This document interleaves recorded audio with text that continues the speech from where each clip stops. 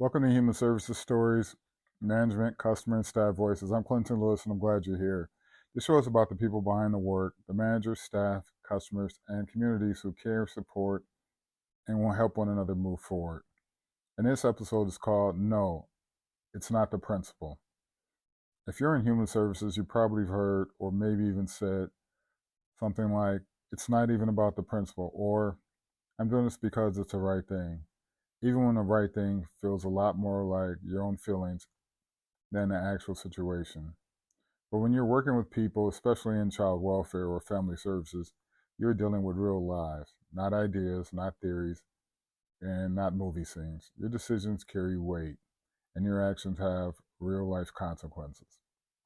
One of our most important mindsets in the work is this: decisions should never be made based on principle alone. When you say, I'm doing this for the principle, what you're saying is, I'm doing this to prove a point. In human services, proving a point is not the goal.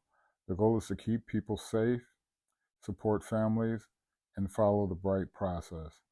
Principle thinking shows up as taking a hard stand, just be consistent with a past decision, refusing to bend when the situation has changed, or making a scene to make someone see it my way. That kind of approach can feel powerful, but it's dangerous when children and families are involved. What matters most is not your pride, your ego, or your sense of being right. It's the outcome for the people you serve. When you're working with someone, your decisions should always be guided by two things. Number one, what is in the best interest of the child or family? And number two, what is within policy and law? Those two anchors keep you grounded. They keep you from drifting into personal opinions, biases, or moral performances. It's tempting to let your anger about a parent's choices drive your tone, or let your frustration with the system drive your decisions, or let your personal beliefs about discipline or tough love shape your approach. But when you let those feelings drive the work, you're not serving a person, you're serving your own story. Here's a hard but honest truth: your personal beliefs do not belong at the center of every case. You came into this work with values, upbringing, religious views, and life experiences. These things are part of who you are, but they're not the reason you were hired. You were hired to protect children, support families, follow policy, and work within the law.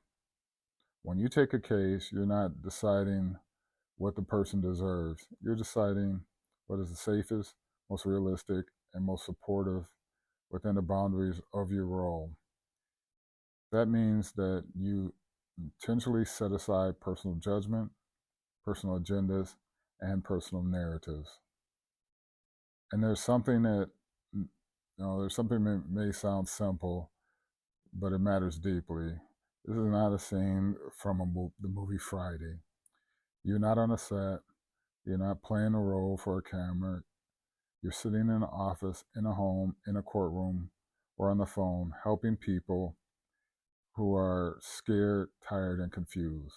The idea that making a point or teaching someone a lesson has no place in professional human services decisions. The phrase, there are principalities involved, should never come to mind when you're deciding on a case plan, a placement, a visit, or a resource. This is not a spiritual battle, it's a human one. And it's your responsibility to stay grounded in your professional role, not in symbolism, drama, or any phrase that sounds like it belongs in a movie or a sermon. Human services work is less about being right and more about being responsible. You're responsible for protecting safety, honoring due process, and following procedures, and keeping your emotional reactions in check. When you find yourself thinking, I'm doing this because it's the right thing, pause and ask, is this actually in the best interest of the child or family? Is this within policy and the law? And could this decision be made differently if I separated my personal feelings from my professional role?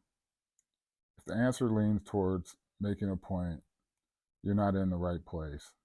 If your answer leans towards safety, families, and support, you're on the right track. This is a coaching moment. The "is this really about me" pause. There's a simple coaching moment for this episode.